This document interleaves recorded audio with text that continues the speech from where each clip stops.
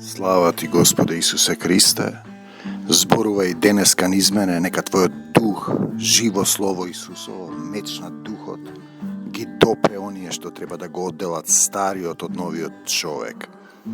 Стиховите се: му зборуваше Господ на Мојсеја по смртта на двајцата Аронови синови, кога тие, откако принесоа туги оган пред Господа, умреа. Трета книга Мојсеева 16.1. Значи, каков оган принесуваш пред Господа е важна состојба.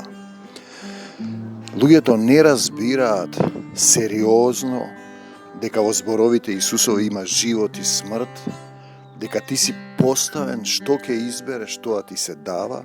Туги оган е туги дух, доаѓаш во некоја заедница со својот дух, со духот на овој паднат свет, со тој туги дух, и ти сигурно ќе умреш. Умрен си, бидејќи не дозволуваш да те оживее духот на овој свет.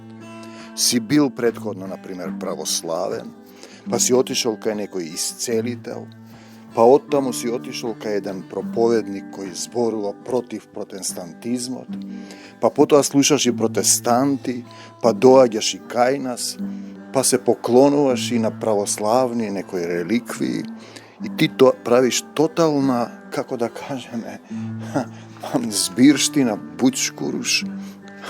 Имам еден, правиш ѓувеч од духовна состојба, јадеш секаква храна, не го разликуваш духот и имаш отпор да се промениш, доаѓаш, не се радуваш, не примаш сила и радост. Ете, тоа е таа состојба на туги оган пред Господа.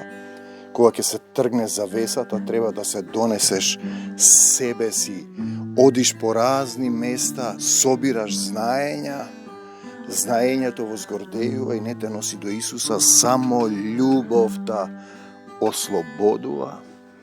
И прашање на момент кога ќе те исврли Духот Свети, бидејќи оваа заедница е на Господ Исус Христос и не ги разликуваш духовите и имаш отпор кон тој што го зборува Словото, и Словото кое слегува во духот ти е исто со сите други слова, тоа значи не ги разликуваш духовите и сигурно си врзан од сатаната. Тоа се гледа, или врзан по твојот живот.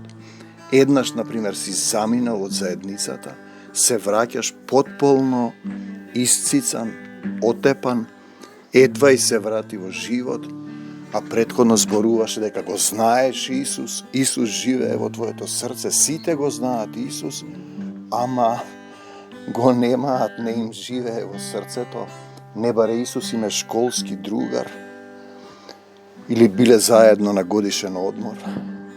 Ние зборуваме за вистинско препуштање, и ако ти имаш отпор кон човекот во кој слегуваат словата преку духот, и велиш тоа е само еден обичен човек, тоа е грев против светиот дух, бидејќи не е обичен човек, тоа е избран сад на Господа Исуса Христа.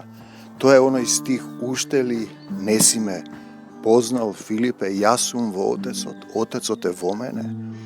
Тој е сотрудник кој работи за Царството Божјо со постојано присуство и поврзано со Духот Свети.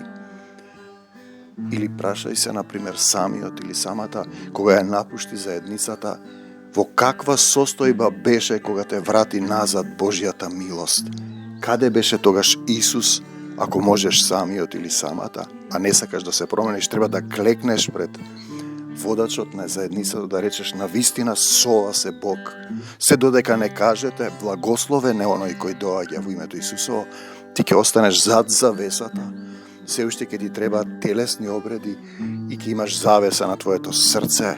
Љубовта Исусова да не преплави сите. Амин до Царството Божјо. Амин.